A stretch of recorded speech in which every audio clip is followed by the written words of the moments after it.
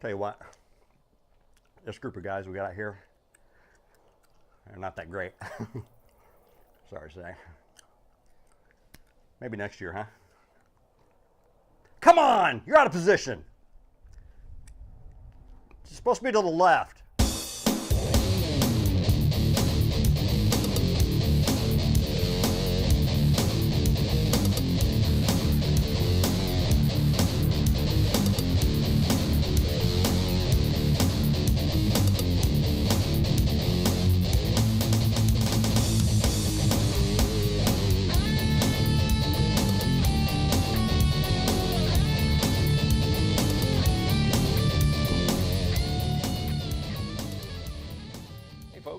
Welcome back. This is part 2 of the Different Diamonds series featuring Ballpark Baseball and History Maker Baseball, a comparison and contrast of two very different baseball simulations and two of my favorites. In part 1 we looked at sort of the approach and the features of the games and compared those. In the next couple of videos we're going to get into actual gameplay, and this video is going to be focused on Ballpark. And normally I would have some links videos to refer you to in terms of actual plays and full-length demos and stuff like that. But for Ballpark, surprisingly, I didn't find any. What? So, with that being the case, I've decided to feature a bit more footage of Ballpark on the tabletop in action in this video. There are a few links I can refer you to that you'll find in the show notes. There is the official site for Ballpark Baseball, of course. This is where you can order the game, and they have all teams and all stadiums, essentially in Major League history, available there. Over 2,000 teams and 129 ballparks. Incredible. So there's also a new unofficial site called Ballpark Baseball Home Plate. And if you ever saw Tom Milne's old website for Ballpark Baseball, then this is some of that material that Bill Priester had held on to and was looking for a place to put it. So I know how to build free websites, and so he sent that stuff to me, and I put this website together to keep some of that stuff out there. Check that out. There's also some new material there. And of course there is also the community, the online community for Ballpark Baseball on Delphi forums. Which is always a good place to interact and exchange ideas and look at people's replay results. But without further ado, let's go out to the old ballpark. You know, I've even got some popcorn here. Ooh, well, that didn't work out too well. Hey, you want some?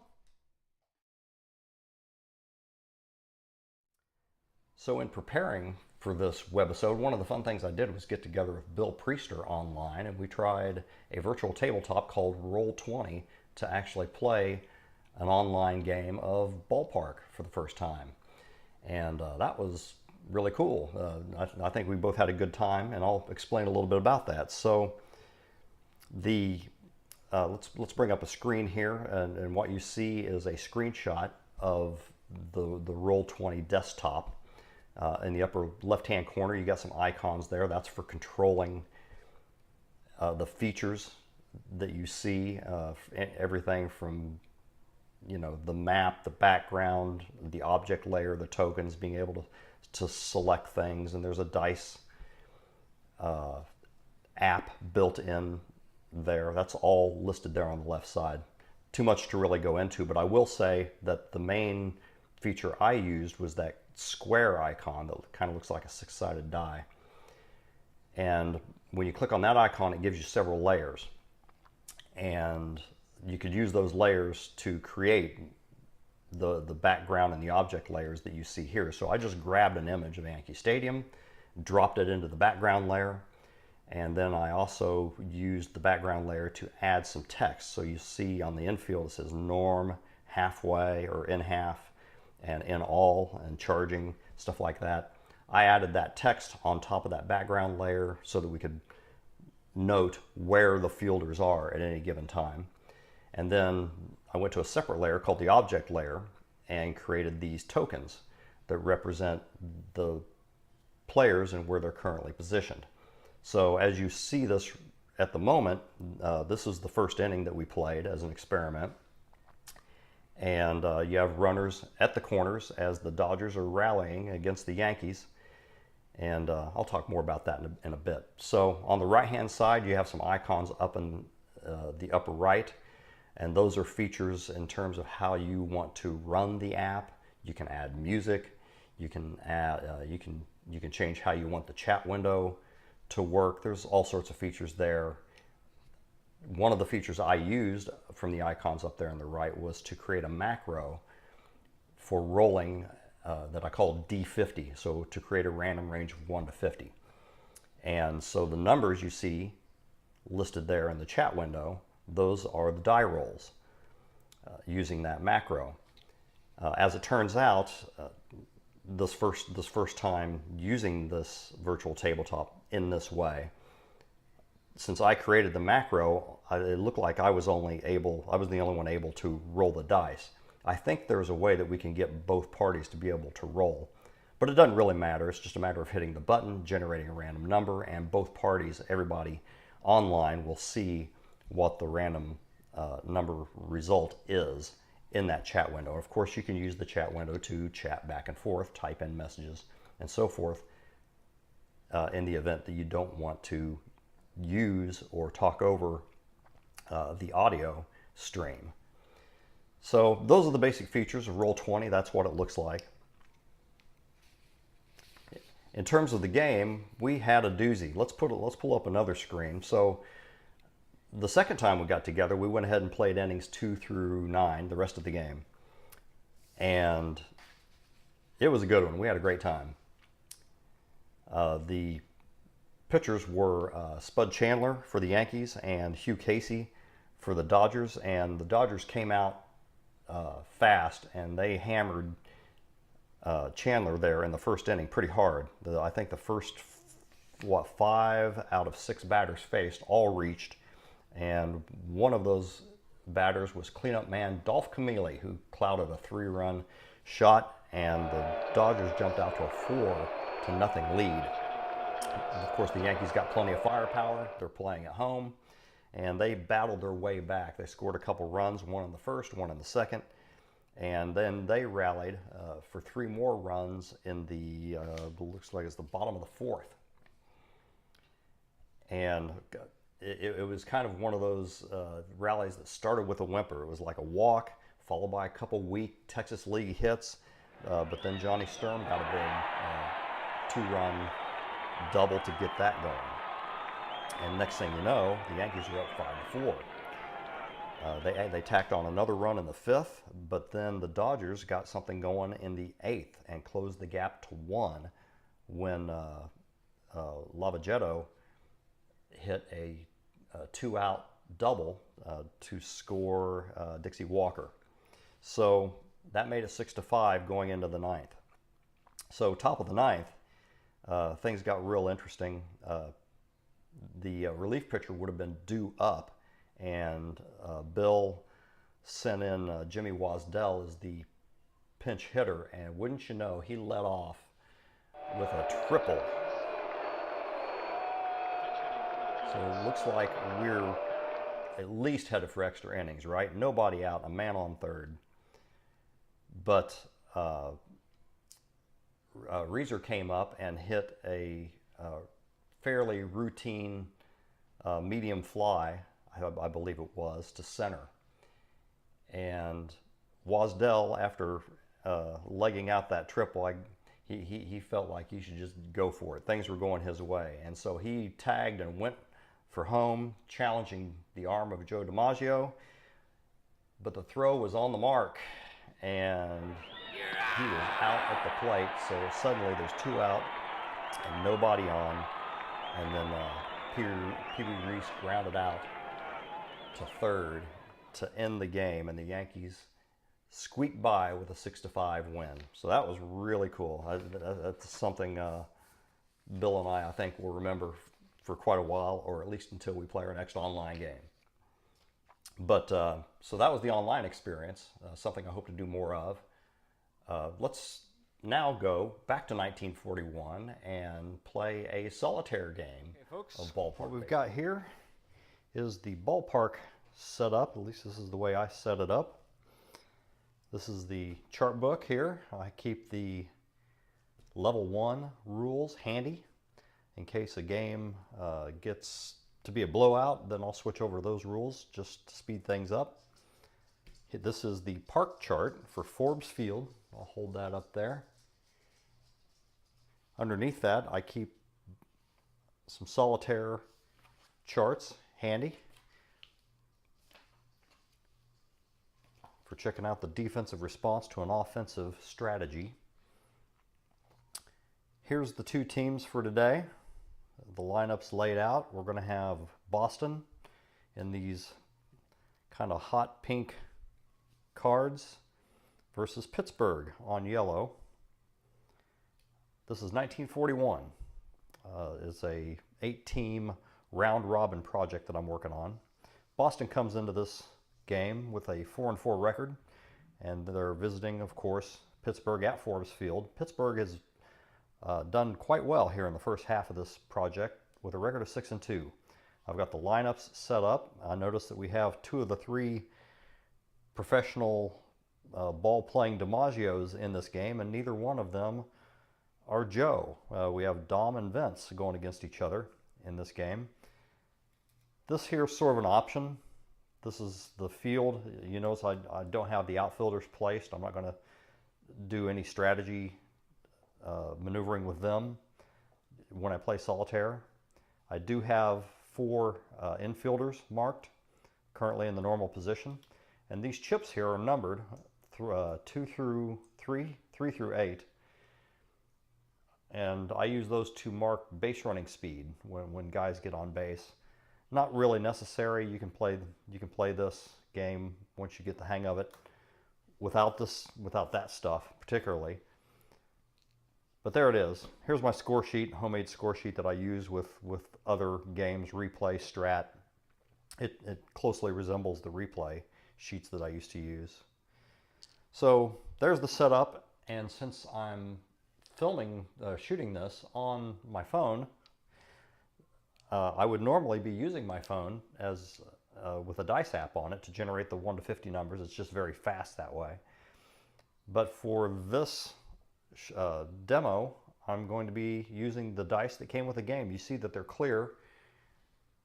You probably won't be able to see these on camera very well, but that's what I'm using.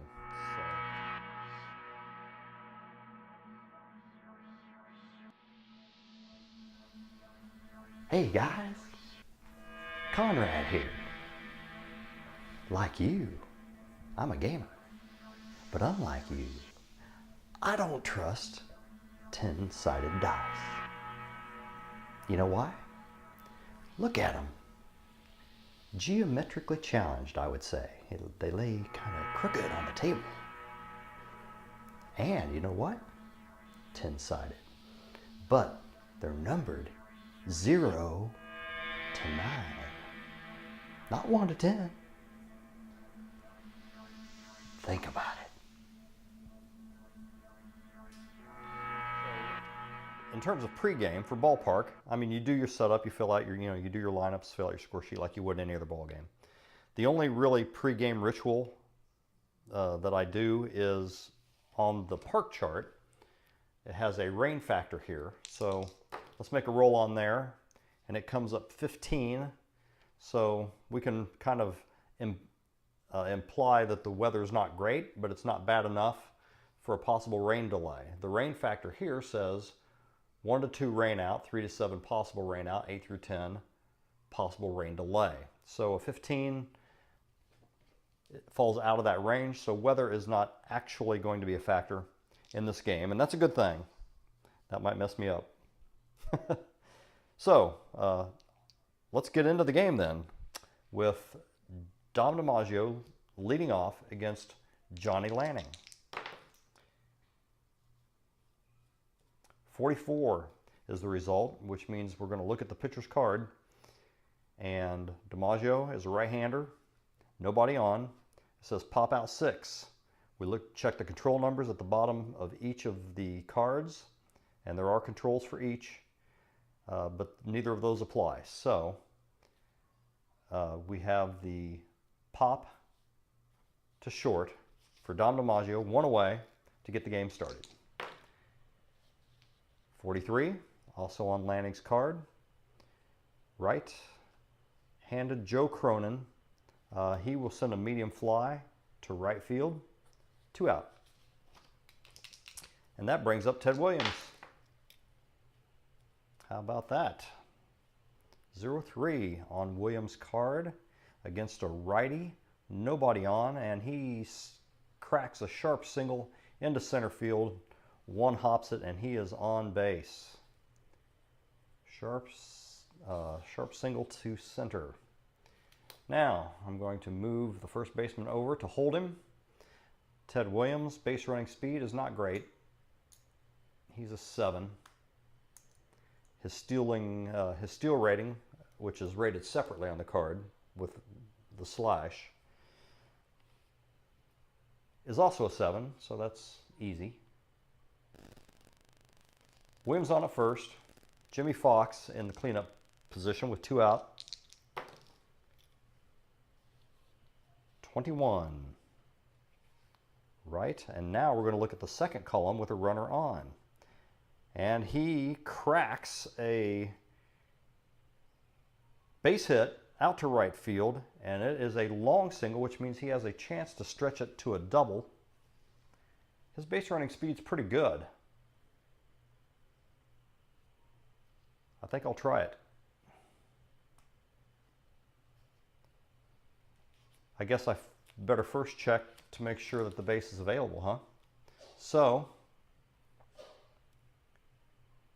advancing from first on a long single to right, we're going to take 6, add it to 7, and then, so we got 13 minus 2 is 11, and Williams comes into third, and we will check to see if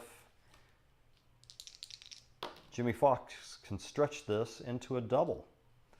47 is the result. The outfielder's arm in right is a 3. 46, 47, he is barely safe on a close play at second. So that will go down as a double to right for Fox. Woo, that was close.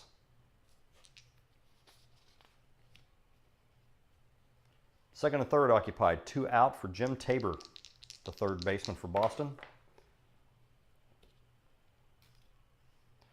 0-4 right, runners on. Here is a twisting shot on the ground, back to the mound. The pitcher fields, oh, he's a good fielder, 1. So we are going to check. This is an H1, so that is a hard hit shot back to the mound in the 1 column. 30. Out, ball caught in the air. So the pitcher snares that one, saves a run, and the Red Sox leave 2 stranded. Wow, that was pretty cool, huh? Let's go to the bottom of the first. Lee Hanley to lead off for the Pirates. No score. 28 right against Lefty Grove, by the way, is the pitcher for Boston today. 28 right, and he grounds out to second base. 1 gone. 35. Another ball hit on the ground, and this is tapped in front of the catcher. He's going to take it and throw to first. And Frank Justine is gone. That brings up Arky Vaughn with 2 out, nobody on. 29 on the pitcher's card. And this is, oh, Arky Vaughn is a lefty. This is another ground ball down the first base line. And he will take it and probably underhand to first, or to the pitcher. And there we go, 1-2-3 inning. And that is the first inning here in Pittsburgh, and we're scoreless. Top of the second, here we go. Bobby Dewar stepping in to face Johnny Lanning, 0-7, right. Grounder, routine. Taken by the catcher. Lou Finney is up next. Nobody on, obviously, 47. Left, and this is a ... 8 result. That's the doubles factor results. So for that, we look at the park chart, and it says the doubles factor is a potential double unless there's something on Lou Finney's card that changes that. And actually, it says here, all doubles factor hits, ... hits, you re-roll, and on a 1 through 35, he pops out instead. The result is a 48, so it stands, and Lou Finney is on with a double. His base running speed is 5. So there he is. Bases loaded, 1 out for Al Lopez.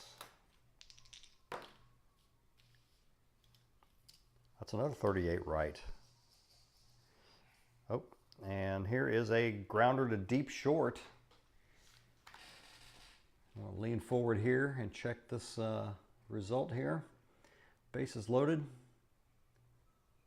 The batter's out, all runners advance. On balls hit to short or third, if the fielder is at least a 3 lower than the base running speed of the man at first, he is not, it would have been a force. So they're just going to take the put out there at first. So the run scores. We'll give Lopez the RBI. And Pittsburgh is up 1-0, 2 men on, 2 out. Johnny Lanning. Dom DiMaggio.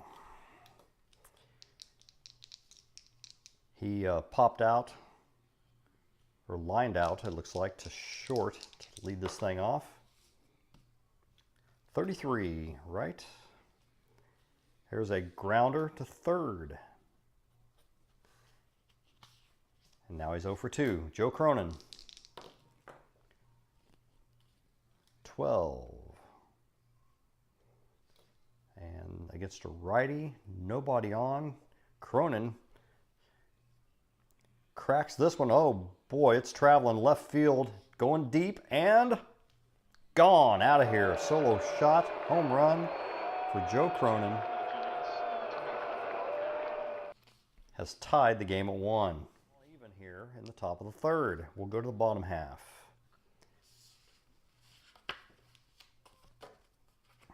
We're back to Lee Hanley at the top of the order.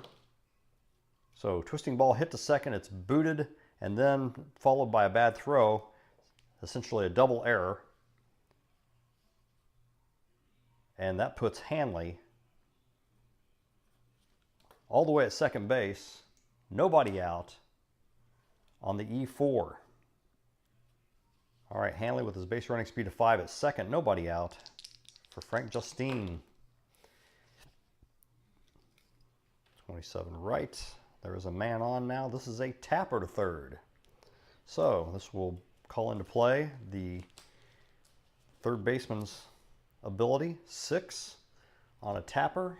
We'll look in the 6 column right here. Reroll 0-2. That is going to be an X chart play to the infield. Let's see what this says. X to an infielder. Our third roll of this resolution. 42. 1 base error on the pickup. So he charges it, tries to get hold of that thing, and he can't handle it. And now, that's the second error of the inning, back-to-back errors.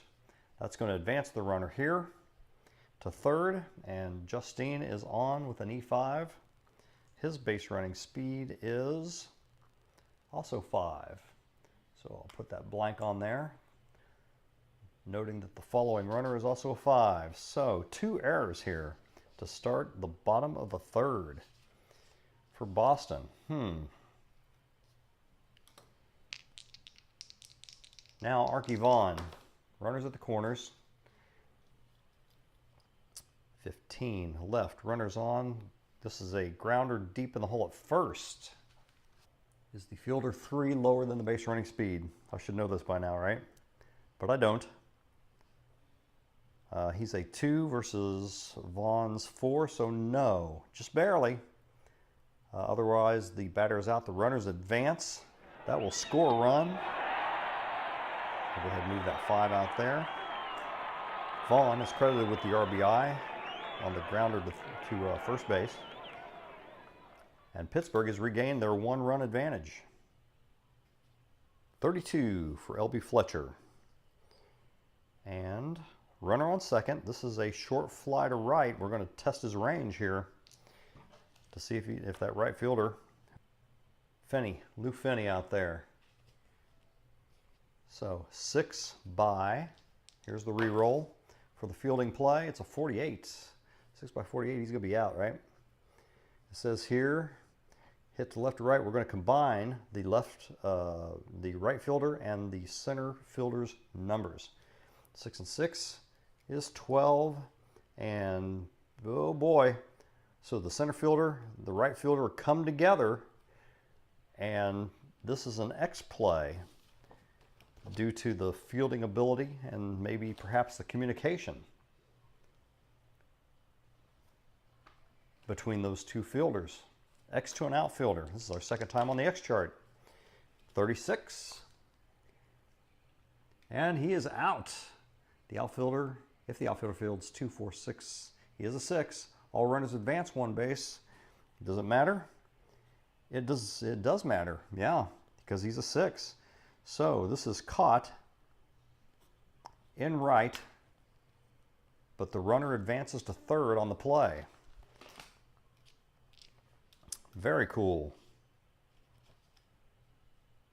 2 out and a man on third for Vince DiMaggio. 0-4 against Lefty Grove with runners on. Holy smokes, this is a drive deep to right and gone. A 2-run blast for Vince DiMaggio. And now we have 3 runs home in the inning. Lefty Grove at this point would be, let's see, had 2 of these been hits instead of 2 errors, Lefty Grove would be at his first level of loss of effectiveness, but currently he is not. This guy comes home, everybody comes home, and now the score is 4-1 Pittsburgh. Lefty Grove needs to find his groove. We'll call him Lefty Groove. Against Bob Elliott here. 13 left. Nobody on. There is a sure thing base hit to right field.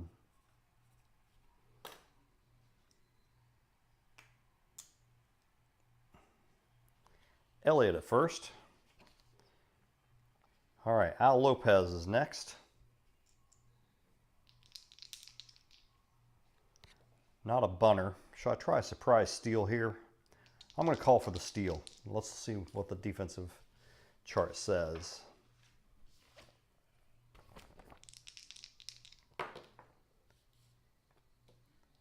Zero 5.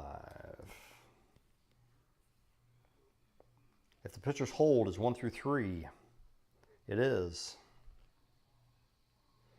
The defensive manager calls for a pickoff.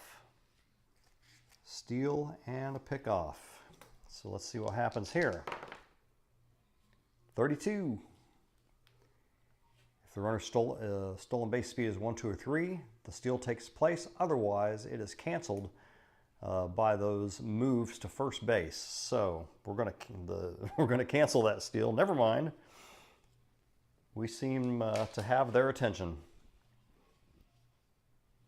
Al Lopez can go ahead and swing away.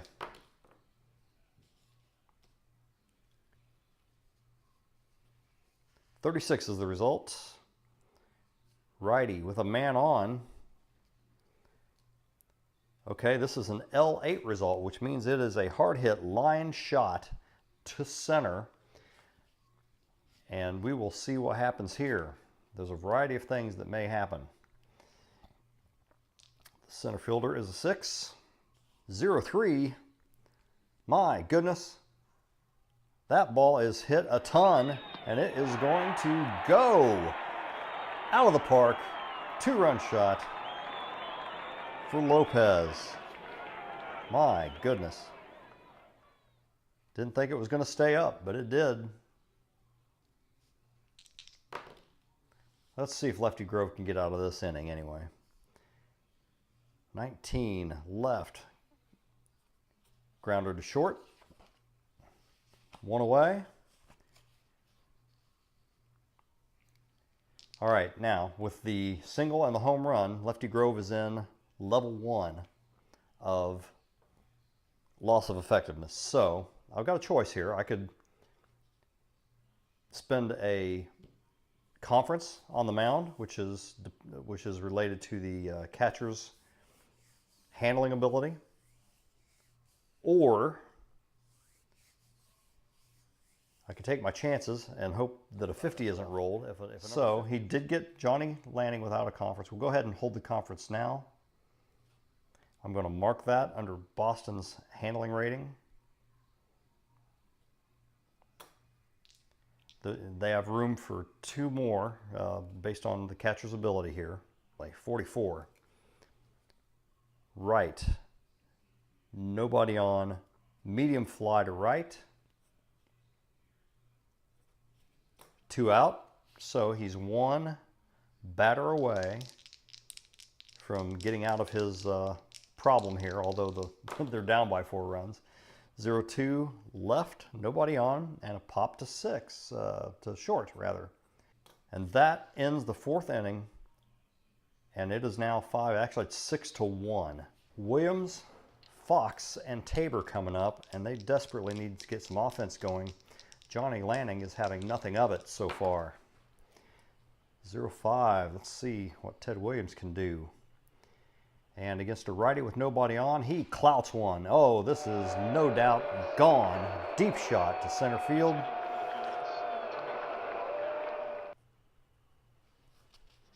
And that closes the gap a little.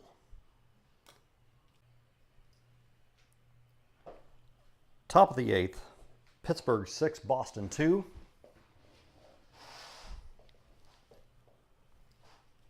Boston's top of the order is up. And they are capable of scoring some runs. This may not be over yet. Let's find out. Dom DiMaggio. 37 right. And there is a 2-base error in right field. So Van Robe's in right, can't get to it, can't pick it up, fumbles it, drops it, messes around out there, and allows Dom DiMaggio, with his 4 base running speed, by the way, to get to second on the error. That's an E9, our 4th error of this game. Runner in scoring position, Joe Cronin can bunt. However, trailing by 4, we need more base runners. Or to close the gap on the score before I get too cute with this. So let's let her roll. Joe Cronin. 27. Right. Runner on, and there is a pop caught by the center fielder. Holding the runner with 1 out, and here is Ted Williams. Williams is 2 for 3. With a solo shot to center his last time up against Johnny Lanning. It's getting late in the game here, but Lanning is fine for the moment. He's only had 1 occasion of loss of effectiveness, and that was in the 1st inning. And he was able to get out of that. So let it roll, right? 13 against the righty with a man on, and Williams crushes this one, and it's going to go over the wall in right field, a 2-run shot. Ted Williams goes yard for the second time today. 2-run score. It is 6-4. That signals the end of Johnny Lanning for today. He's not going to like it, but we're going to go get him and bring in a reliever. We're starting with the bases fresh, only 5 outs to go, and only 2 runs to spare. So, Jimmy Fox, Bowman comes on, pitches carefully to Fox. Can you blame him?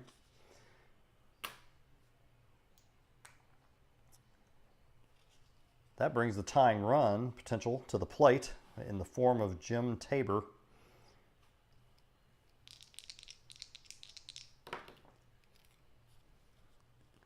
.37.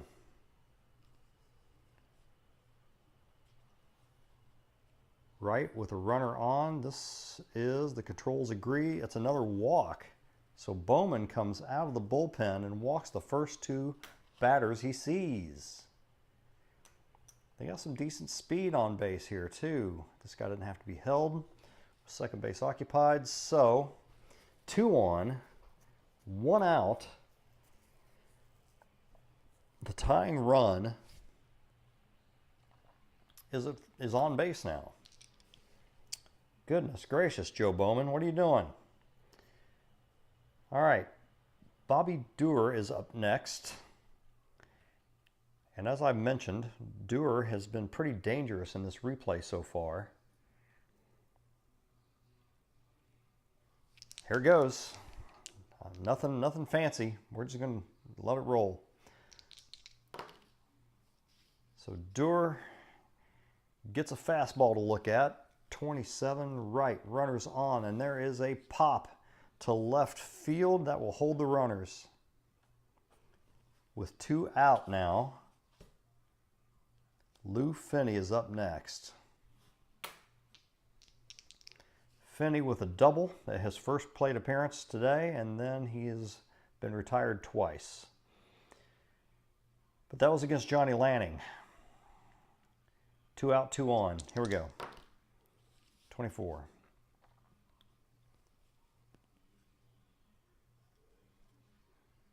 With runners on base, would you believe this is hit down the line? It's going to rattle in the corner.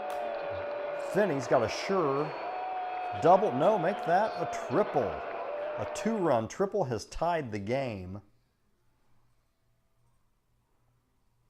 Good grief.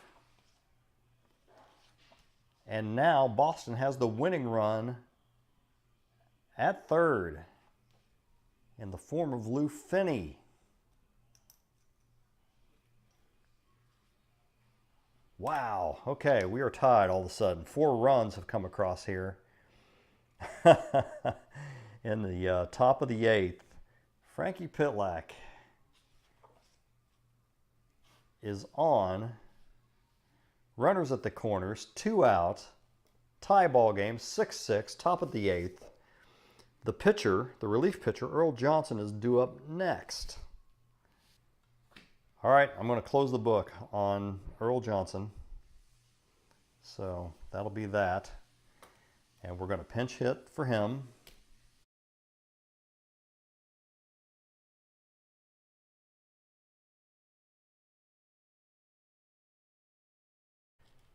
Two gone. And here's Ted Williams against Joe Sullivan, lefty on lefty, with a chance to win the game. He has already hit 2 home runs, driven in 3. He's 3 for 4 on the day. He was already batting over 400 coming into this game. 0-0-6. Against a lefty, bases empty. Would you believe this is a line drive right field? It may have a chance. The Pittsburgh right fielder is a 2. So L, right field. It's a short right field wall, right field fence. 25. against a 2, and it is caught for the out. Wow, that was a little scary there. Pittsburgh fans were holding their breath. Nice play in right field made by Van Robes, and it turns into a long, exciting out.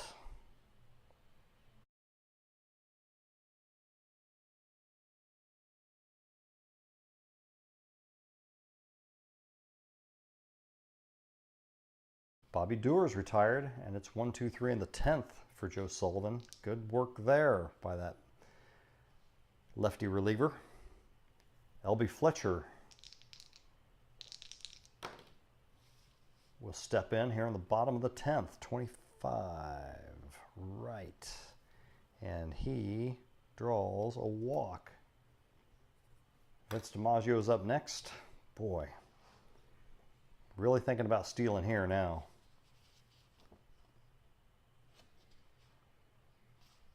He's a 7 with the stolen base rating, though. That's not good.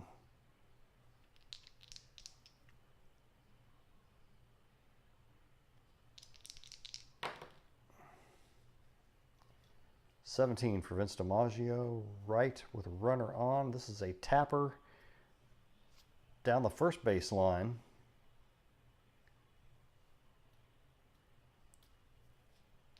Fox is a pretty good first baseman. 41 is the result. And that is going to be a ground out, runners advance. So you can't do anything with him.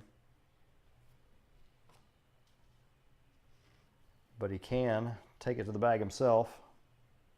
One out, a man in scoring position now for Maurice Van Robes, the right fielder. 22. Right, runners on, fly, deep fly to left field. This could be a sack. So from second, the runner will advance against an arm of 3. So any result of 8 or less, and the result I got was 6, 9 minus 3. So he will tag and advance to third on that deep fly to left. 2 out. A sure run will score on a hit here. Bob Elliott is up, the left fielder. I don't think I've got anything on the bench that's better than that. So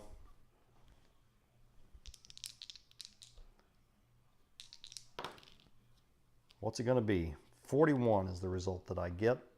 Look to Bill Fleming's card. Righty, runner on. And here is a hard twisting bouncer to short. Not an easy play. The shortstop for Boston is rated a 5. That's Joe Cronin at short. So I'm going to look in the 5 column. This could be the game right here. Let's see what happens. 0-7 is going to take us to the Y chart. 3 through 5 base runners are safe at first. Elliott is safe at first. He's a 5. All runners advance. The run scores. The Pirates win in the 10th.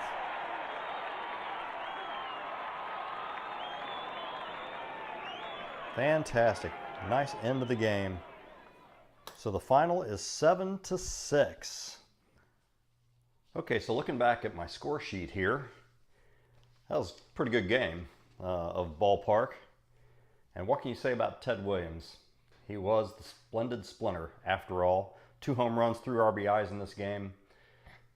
Tied things up there in the 8th and made it interesting in a game that looked like it was maybe going to get out of hand early on. In the 4th inning there, you did see the use of a conference by the catcher to calm down the pitcher and extend him in that inning, even though I ended up pinch hitting for him in the very next inning. So it didn't really extend his day much, but it did get him through the inning.